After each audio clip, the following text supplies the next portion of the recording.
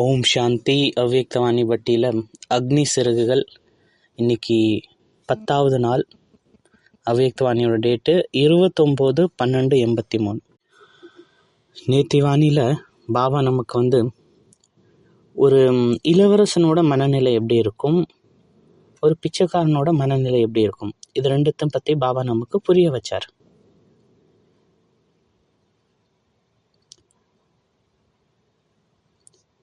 நம்ம தெரிய வந்தது சுப்ரீம் கிங் சிவபாபா அவர் இங்கே வந்திருக்கார். எதுக்கு வந்திருக்காரு? நம்ம ரிமைண்ட் பண்ண வந்திருக்காரு. நீங்கள் எல்லாரும் இளவரசன். ஏன்னா நம்ம மறந்து போயிட்டோம்,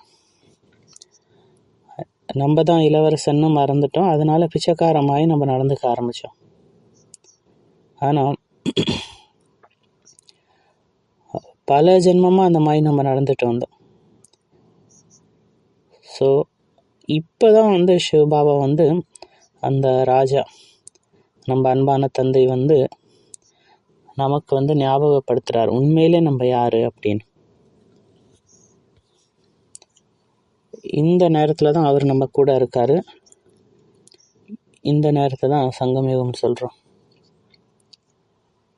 இந்த நேரத்தில் தான் எல்லா பிராப்திகளும் ஈஸியாக கிடைக்கும்.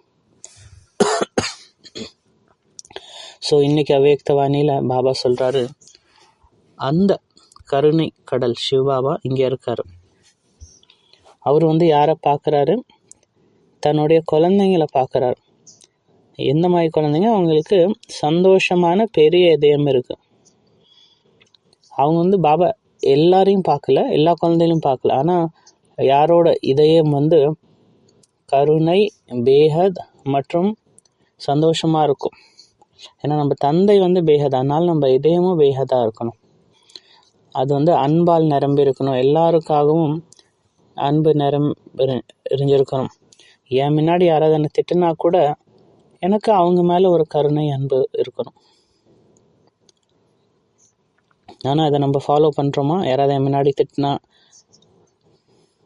இந்த தியரியை இப்போ ப்ராக்டிக்கலாக மாற்றலாம். ஏன்னா பாபா நமக்கு டெய்லி இதை ரிமைண்ட் பண்ணுறார். ஸோ அதனால் இப்போ ஹத்துலேருந்து பேஹதுக்கு போங்க, லிமிட்டட்லேருந்து அன்லிமிட்டடுக்கு போங்க. ஸோ அதனால் அடுத்து பாபா கேட்குறாரு, உங்கள் பாக்கியம் உங்களுக்கு ஞாபகம் இருக்கா? நீங்கள் விழிப்புணர்வு அடையும் போது முழு உலகத்துக்கும் விழிப்புணர்வு வருது. நீங்கள் தூங்கும்போது முழு உலகமும் தூக்கத்தில் போயிடுது. நம்ம பறக்கும் கலையில் இருக்கும்போது உங்கள் மூலியமாக மற்றவங்களுக்கும் நிறைய நன்மை நடக்குது. நம்ம கீழே போகும்போது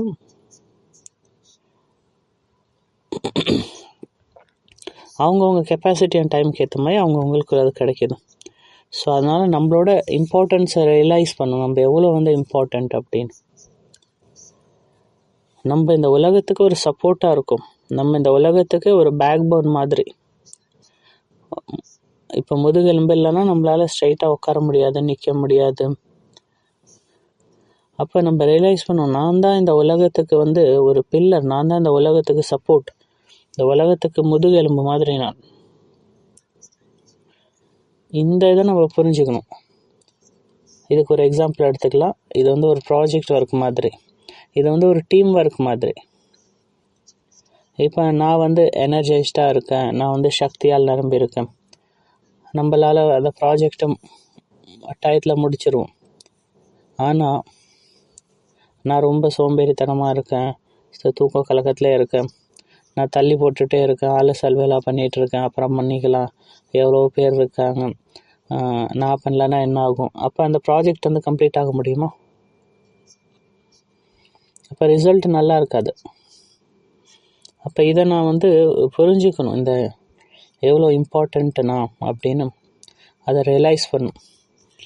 ஒரு விஷயம் எப்பயுமே நம்ம ரியலைஸ் பண்ணும், நான் தான் அந்த ஆத்மா, நான் இறைவனோட குழந்தை, அந்த ஆத்மா தான் இளவரசன்.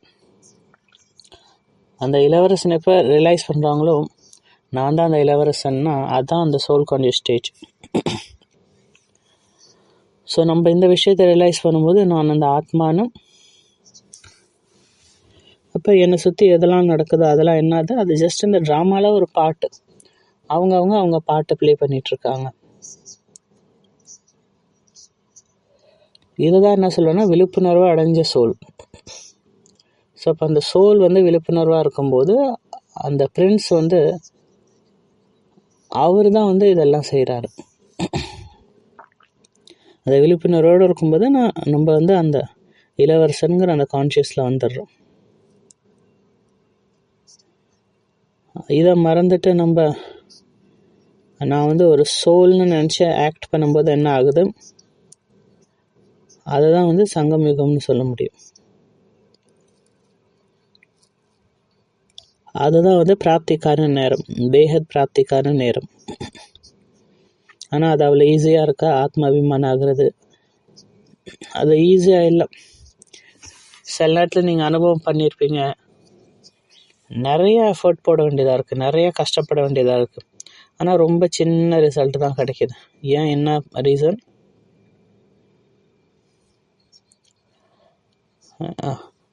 சில நேரத்தில் அந்த பழம் எப்படி கிடைக்கிதுன்னா ஒன்றும் பழுக்கவே இல்லை, அந்த மாதிரி பழமும் கிடைக்கிது. ஏன் அதுக்கு பின்னாடி உள்ள இன்டென்ஷன் ரொம்ப முக்கியம். இதுதான் பாபாவும் சொல்கிறார். அப்போ ஃபஸ்ட்டு ரீசன் என்னென்னா உங்கள் எண்ணம் வந்து பவர்ஃபுல்லாக இல்லை. ஏன் வந்து நமக்கு லைஃப்பை ஈஸியாக இல்லைன்னா, ஏன் ஈஸியாக பிராப்தி இல்லைன்னா, அது ஃபஸ்ட்டு ரீசன் வந்து என்னோடய எண்ணம் வந்து பவர்ஃபுல். ஏன் என்னோடய எண்ணம் பவர்ஃபுல் இல்லை? ஏன்னா நம்ம எல்லாரையும் வந்து ஐடென்டிட்டியாக வச்சு பார்க்குறோம். நான் என்னையும் ஒரு ஐடென்டிட்டி வச்சு பார்க்குறேன். இவங்க இந்த மாதிரி, அவங்க அந்த மாதிரி. அப்போ ஐடென்டிட்டி வச்சு பார்க்கும்போது அவங்களுக்குள்ளார உள்ள குறைகளை பார்க்க ஆரம்பிச்சிடுறோம். சில நேரத்தில் நம்ம மனசில் நினைக்கிறோம், நம்மளால் இது பண்ண முடியாது, அது பண்ண முடியாது, ரொம்ப கஷ்டம், என்கிட்ட டைம் இல்லை. இதெல்லாம் வந்து ஒரு பெகர் மென்டாலிட்டி. அதோட ரூட் காஸ் என்னன்னா நம்ம எண்ணம் பவர்ஃபுல்லாக இல்லை. ரெண்டாவது ரீசன், நம்ம சொல்கிறோம் நான் இதை பண்ணேன். ஒரு எக்ஸாம்பிள் வச்சுக்கலாம். நீங்கள் உங்கள் எண்ணம் பவர்ஃபுல்லாக இருக்குது, ஆனால் உள்ளார என்ன ஃபீல் பண்ணுறீங்க, நான் இதை பண்ணேன் அப்படின்னு. நான் பண்ணேன்னு நினைக்கும் போது என்ன ஆகுது, நம்ம வந்து பழுக்காத பழத்தை சாப்பிட்டோம்.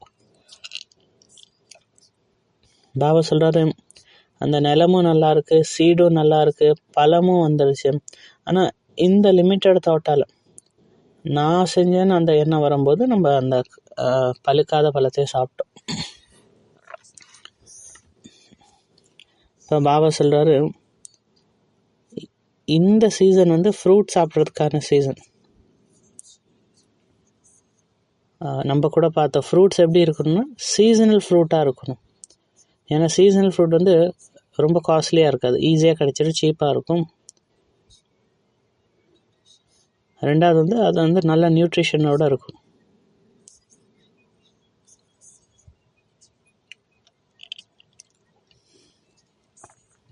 பாபா சொல்கிறாரு, இதுதான் வந்து சீசன், இதுதான் அந்த சீசன், பழம் சாப்பிட்றதுக்கான சீசன்.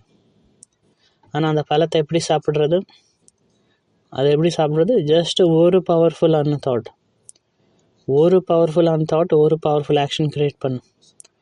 இந்த ஒரு பவர்ஃபுல் ஆக்ஷன் வந்து பல மடங்கு உங்களுக்கு ரிட்டர்ன் கொடுக்கும். அது என்ன டெக்னிக்னா, சீசனல் ஃப்ரூட் சாப்பிடுங்க இன்ஸ்டன்ட். அது என்னென்னா ஒரு பவர்ஃபுல் எண்ணம் எடுங்க, ஒரு பவர்ஃபுல் ஆக்ஷன் இருக்கணும், அதோட ரிசல்ட் பல மடங்கு இருக்கும்.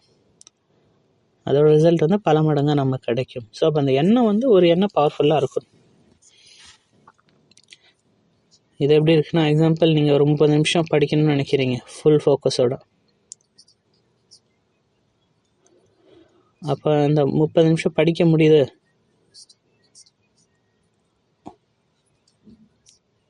அப்போ 30 நிமிஷம் கழிச்சு நீங்கள் எப்படி ஃபீல் பண்ணுவீங்க? ரொம்ப ப்ரைடாக, உங்களை பற்றி ரொம்ப பெருமையாக ஃபீல் பண்ணுவீங்க. நீங்கள் வந்து உங்களுக்கே வந்து கிஃப்ட் தருவீங்க, பாராட்டிப்பீங்க. ஆனால் உண்மையில் என்ன நடக்குது, நம்ம படிக்க உட்காரும்போது என்ன ஆகுதுன்னா, ஃபோனில் வந்து ஏதோ ஒரு மெசேஜ் வரும். நம்ம அந்த ஃபோனை ஜஸ்ட்டு ஒரு நோட்டிஃபிகேஷனுக்காக பார்ப்போம். அப்போ என்ன ஆகுது, நம்ம அப்புறம் டைவர்ட் ஆயிடுறோம். நம்ம அந்த பழம் வந்து கெட்டு போயிடுது. அப்போ பழம் கெட்டு போகிறதுக்கான ரீசன் என்ன?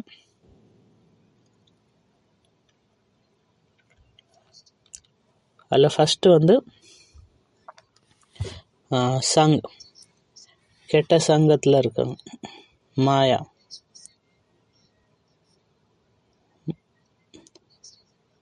ரெண்டாவது வந்து பலகீனமான எண்ணங்கள். நான் ரொம்ப திருடத்தாவாக இருந்தால் ஃபோன் பார்க்காம இருந்திருப்பேன். ஆனால் அந்த வீக் தாட்டால் என்ன பண்ணிட்டோம், ஃபோனை பார்த்துட்டே இருக்கும். அடுத்து வந்து ஈகோவும் ஒரு ரீசன். அகங்காரம், அதுவும் வந்து பழத்தை வந்து கெத்தடிச்சிருது.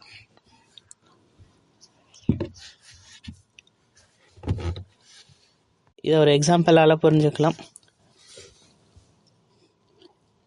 ஒரு டின்னருக்காக போகிறாங்க. அவங்க ரொம்ப சந்தோஷமாக இருந்தாங்க. நிறைய எஃபோர்ட் போட்டு அந்த டின்னர் ரெடி பண்ணியிருந்தாங்க. அவங்க வந்து அப்புறம் சாப்பாடு கொடுக்கும்போது அந்த சாப்பாடு வந்து கெட்டு போயிருந்தான். யாருக்குமே அந்த சாப்பாடு பிடிக்கல. அது என்ன ரீசனாக இருக்கலாம்? ஏன் அந்த சாப்பாடு கெட்டு போச்சு? அவங்க இப்போ தான் சமைச்சாங்க, அதுக்குள்ளே எப்படி கெட்டு போச்சு? என்ன காரணமாக இருக்கலாம்? யாருக்குமே அந்த சாப்பாடு பிடிக்கலையே.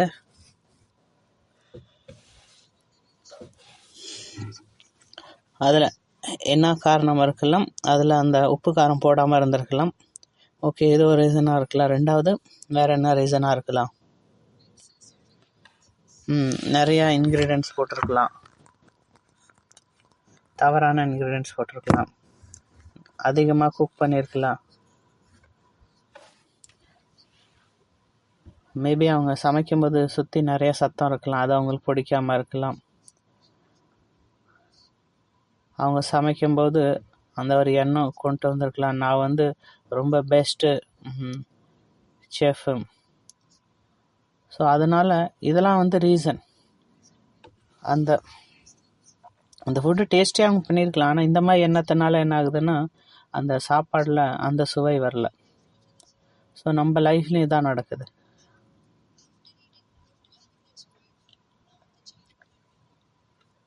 அந்த அழுகி போன சாப்பாடு சாப்பிட்டதுக்கப்புறம் என்ன ஆகுதுன்னா, நான் எல்லாமே நல்லா தான் பண்ணேன், இருந்தாலும் எனக்கு அந்த சந்தோஷம் இல்லை, என்னான்னு தெரியலையே.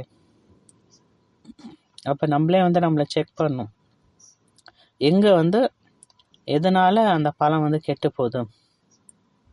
அடுத்து பாபாவுக்கு ஒரு விஷயம் பார்த்து ஆச்சரியமாக இருக்கா. நீங்கள் எவ்வளோ ஆசீர்வதிக்கப்பட்ட குழந்தைங்க, எவ்வளோ பாக்கியசாலி குழந்தைங்க. உங்களுக்கு பரமாத்மாட்டேருந்து அந்த சொத்து கிடைச்சிருக்கு, பரமாத்மாட்டேருந்து வரம் கிடைச்சிருக்கு. உங்களுக்கு வந்து சீசனல் ஃப்ரூட் பாபா தராரு.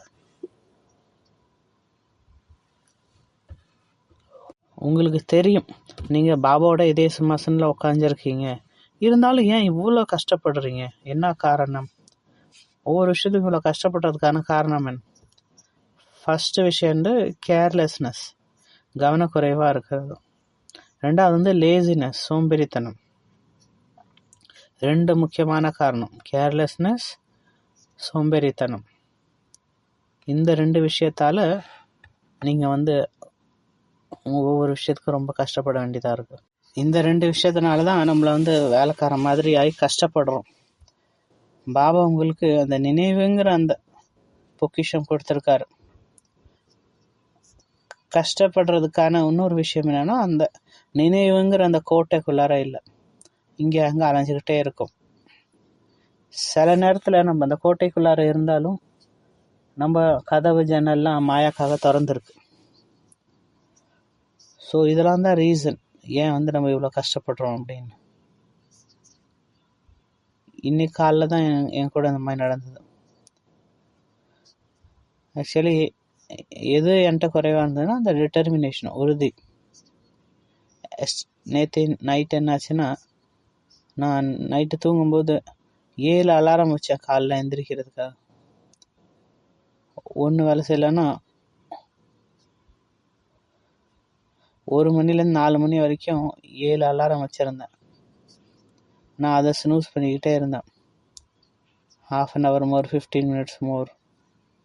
அப்புறம் ஃபைனலாக நான் 3:50க்கு எழுந்திரிச்சேன். இப்போ வந்து டூ லேட் ஆயிடுச்சு. ஏன்னா இப்போ நான் வந்து அந்த முரளி கிளாஸ் ரிவைஸ் பண்ணும், ரெடி ஆகணும். ஏன்னா இந்த வீக் தாட்ஸால், கேர்லெஸ்னஸ்னால, லேசினஸ்னால அந்த ஸ்னூஸ் பட்டன் அழுத்த ஆரம்பித்தேன். நான் அப்போ மாயாவுக்கு கதவை திறந்துட்டேன். நம்ம பிஸியாக இருக்கும்போது, லேட்டாக இருக்கும்போது, இங்கே அங்கே ஓடிட்டுருக்கும்போது என்ன ஆகுதுன்னா மாயா தாக்கிடுச்சு. அப்போ ரிசல்ட் என்னாச்சு? என்னோட அமைதி இழந்துட்டேன். அந்த நேரத்தில் என் அமைதி இழந்துட்டேன். அந்த நேரத்தில் நான் சந்தோஷமாக இல்லை. ஏன்னா இந்த சந்தோஷமான நாட்களை வந்து நான் வந்து ஒரு சுமையாக மாற்றிட்டேன்.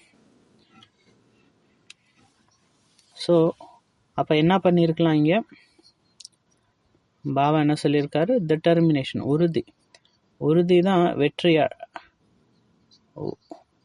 ஒரே அலாரம் உறுதியோடு போட்டிருந்தேன்னா நான் வந்து கண்டிப்பாக எந்திரிச்சிருப்பேன். ஒரே அலாரம் உறுதியோடு வச்சுருந்தேன்னா நான் எந்திரிச்சிருப்பேன். ஸோ அப்போ என்ன தேவை? திருடத்தா தேவை. எங்கே உறுதி இருக்கோ அங்கே வெற்றி கண்டிப்பாக இருக்குது. அப்போ ரிசல்ட் என்ன இருக்கும்? நீங்கள் என்ன எதிர்பார்த்தீங்களோ அதோட பல மடங்கு இருக்கும். அப்போ உறுதி வந்து ஒரு ரிசல்ட் கொடுக்குது. அது உங்கள் கற்பனைக்கு எட்டாத அளவுக்கு இருக்கும். இப்போ பாபா சொல்கிறாரு, உறுதி வந்து கம்பல்ஷனோட மிக்ஸாக இருக்கக்கூடாது.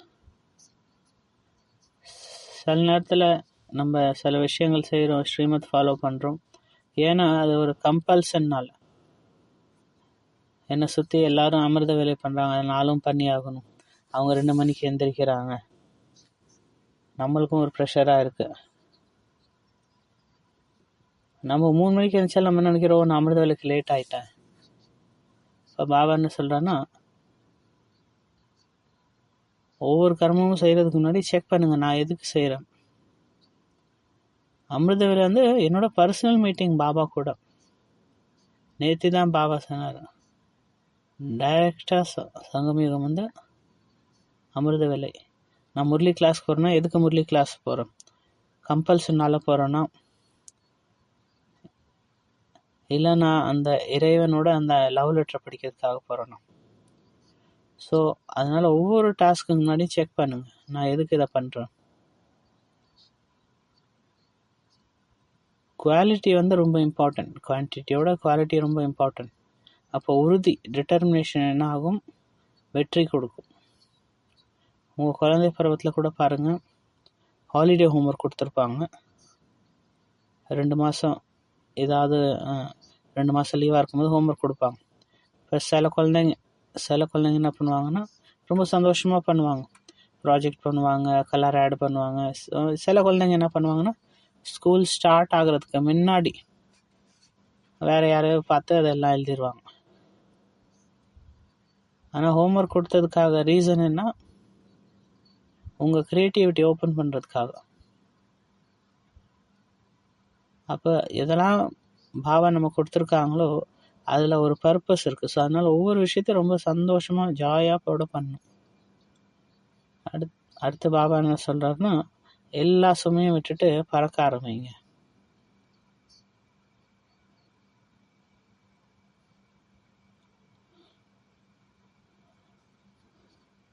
ஒரு உதாரணத்துக்கு, நேற்று வந்து பார்த்தீங்கன்னா நான் என் ஃப்ரெண்டு கூட சண்டை வந்துருச்சு. அப்போ எப்படி தாட்ஸ் எனக்குள்ளார வரும், அதே சங்கல்பம் தான் மனசில் வந்துக்கிட்டே இருக்கும். எப்படி அவங்க அப்படி பண்ணலாம், எப்படி இவங்க இப்படி பண்ணலாம் அப்படின்னு. நம்ம இவ்வளோ நாளாக ஃப்ரெண்டாக இருந்தால் அவங்க இப்படி கூட சண்டை போட்டாங்க அப்படின்னு. அப்போ வந்து நம்ம ஓவர் திங்க் பண்ண ஆரம்பிச்சிடுறோம்.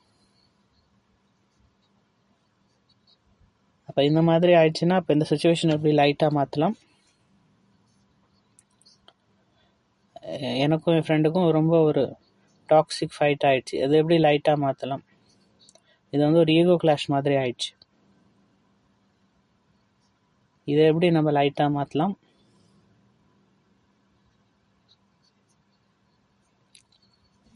அதை ரியலைஸ் பண்ணும்போது நம்ம பாசிட்டிவ் வைப்ரேஷன் கொடுக்கணும். ஏன்னா ரிலேஷன்ஷிப் ரொம்ப இம்பார்ட்டன்ட். யார் ஜெயிக்கிறாங்க யார் தோக்குறாங்க இல்லை.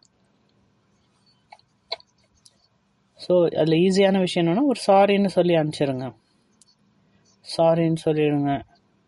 இது ரொம்ப சிம்பிளான விஷயம். நம்ம அந்த அளவுக்கு நமக்குள்ளார அந்த மெச்சூரிட்டி இருக்கணும். ஜஸ்ட் ஒரு சாரி எல்லாத்தையும் சரியாக்கும். எல்லாத்திலேருந்தும் எல்லா சுமையும் விட்டுட்டு பறக்க ஆரம்பிங்க.